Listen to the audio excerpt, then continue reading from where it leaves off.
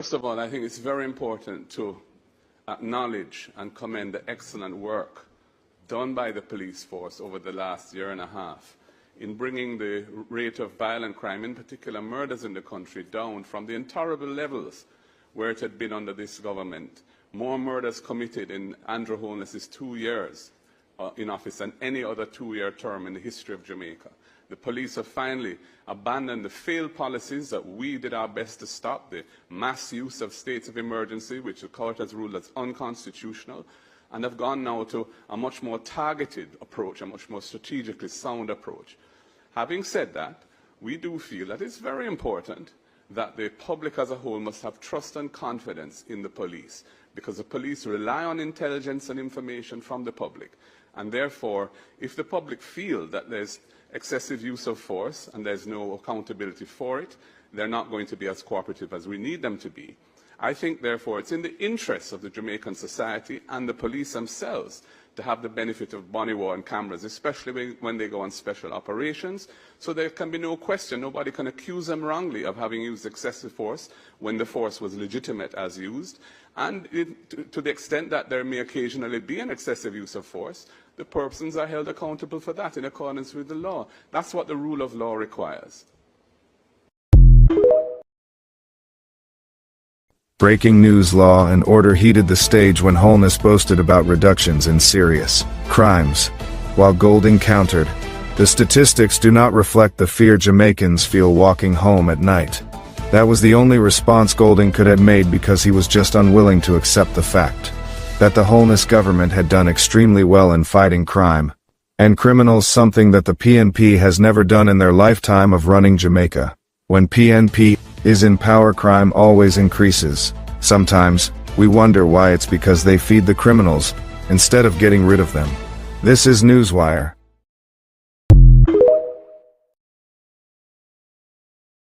Corruption is a serious problem in our country, and corruption requires strong leadership. From my position as Prime Minister, I have taken action against any member of my political party that has been involved or accused of anything that suggests corruption. In my own case, I have been investigated for a year with an expert forensic auditor. The findings of that report have suggested no corruption. There have been no charges. Every aspect of my report, every aspect of my personal life and my personal financial details are in the public domain. I am the politician about which Jamaica knows the most. And therefore, I am the politician who can stand with the greatest moral authority to treat with any matter that is considered corrupt, as I have done in the past. And I want to give this assurance to the Jamaican people that you know me, you know about me, you can trust me, and you know that I stand against corruption.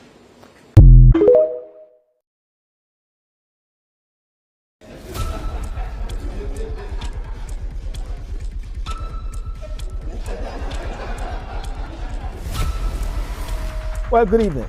My review of the leaders' debate last night between Prime Minister Michael Andrew Holness, Dr. Michael Andrew Holness, and the opposition leader, Mr. Mark Golding. A very spirited debate, I must say. Blows were traded between each other. What seemed to be the highlight of this debate, and many people agree, was the issue of corruption and integrity. Surprise, surprise, and you may wonder why.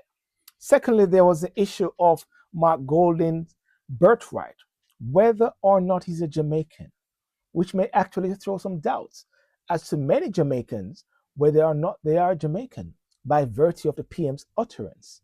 The debate was somewhat low on policies, I must say, and you'll have to agree with me, unless I'm mistaken. There was nothing on health, education, and tourism.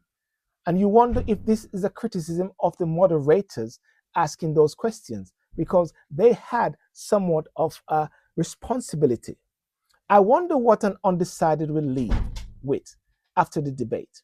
Will they feel more enlightened or more confused? What will be their takeaway? I am of the view that it may be which administration is less corrupted, which it shouldn't be. It should be about the policies. So, as I said, many people are now maybe saying, I have nothing to go on. So maybe I have to go with who is less corrupted. That shouldn't be, is it? Should be the policies. I'll say that the PM did throw some heavy punches at the opposition leader, but it was clear he was rattled, and he showed it visibly when it came to the issue of integrity, the Integrity Commission, his statutory declaration, and about his wife and the conflict of interest there. Permit me to delve into his wife as to whether or not she's off bounds, because I think he was rattled, and many people say Mark G shouldn't have gone to touch his wife or talk about his wife, his family. Unfortunately, with Mistress Holness being the Speaker of the House and being an MP, it was clearly legitimate, as she is a public figure. As for Mark Golding, he also traded some key punches which connected like a Bluetooth. But if I'm going to say who won the debate, I'll say first that the opposition leader remained calm, cool, and collective, unlike the PM. However, I'll not say that either won. I'll simply say Jamaica loses. This was an opportunity to showcase the policies, but it turned into a personality and individual issue.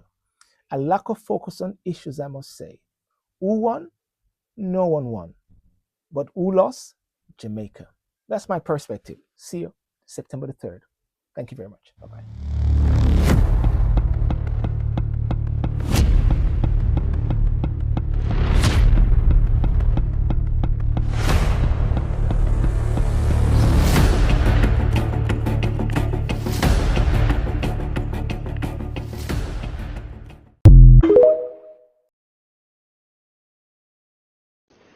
Jamaica's tax burden at 29% of GDP is the highest in the region. Our middle class has been hollowed out by a generation of belt tightening. It is time that our nurses, our teachers, our police officers, our public servants get to enjoy some of the benefits of years of tight fiscal management. It can't always be that when it comes time for the people to benefit, we are talking about managing fiscal rules, etc. We will observe the fiscal rules, but we believe we must do a social transformation for the people. Time, thank you very much. Question for Team PNP, Al. Team JLP, you have a rebuttal, 45 seconds. Well, first of all, I think we have to be careful about what we hear from that side, because they have been flip-flopping on the issue of income tax threshold and for some time. Their leader has said one thing, then he said he wasn't sure, then he said he wants to do another thing. The principle of increasing the threshold is something that is desirable. Let us be clear, because we did it. We were the ones who came with 1.5. We're moving now to 2.0.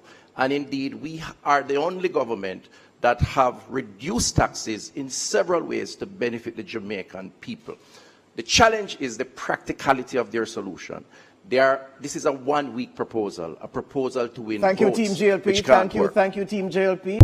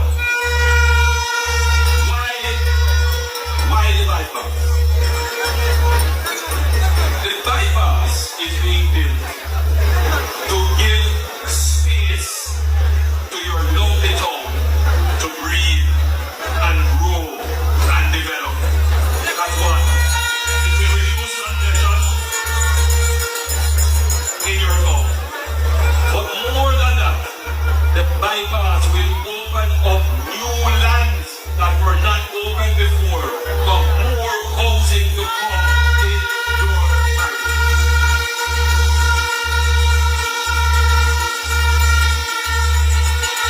You see work start at the Bonebrook Center. You see how Bonebrook is coming together nicely. The bypass will connect to Bonebrook. So, that is going to bring in several hundred new jobs and businesses, and it's really going to lift up Port Antonio. But we're not stopping there with the development of this area. Let me say this to you now, while we are focusing on St. Thomas, Portland, and St. Mary. We are focusing on developing this area as the PNP does not understand how the economy works. First of all, they talk about our performance. Our performance we're very proud of. We created the lowest poverty rate in the country on record. We created more jobs with more participation in the economy on record. And while we're doing that, we are building out new industries in digital technology, in our port facilities, for logistics hub, as well as maintaining and building on the traditional industries that are there. Most persons in Jamaica today, young persons who have a skill, can find a job. That was not the case under the People's National Party. And I want to just come back to this issue of corruption, because they seem to think that they can speak about things in mid-air without any evidence, innuendos and suppositions, as if people are going to accept that. What the Jamaican people want is who is going to look after them, who will bring down crime. Peter Bunting depended on divine intervention without work. In fact, he is on record, I believe, as the only Minister of National Security who was unable to secure himself. And I am happy he's okay from that unfortunate incident in Portland. But it speaks to confidence in their policy to reduce crime. This government has reduced crime by the lowest over 30 years. And this is what Jamaicans want. They felt unsafe under the PNP. They feel a lot safer under the Jamaican Labour Party. First of all, I think the Prime Minister repeated innuendo or direct attack which has been leveled by his party on my nationality. And, you know, I just wanted to just make it absolutely clear that I am indeed born here as a Jamaican. Here is my birth certificate, and it shows I was born at the University Hospital on July 19th, 1965, and it's right here. I hope your camera can pick it up. And I have a copy for you, Prime Minister, right here. And I wish you could provide me with a copy of your certification, but of course you can't do so. It is not your birth that makes you Jamaican. It is the choices you make for your country. I said to me, for me, the debate was decided from early on.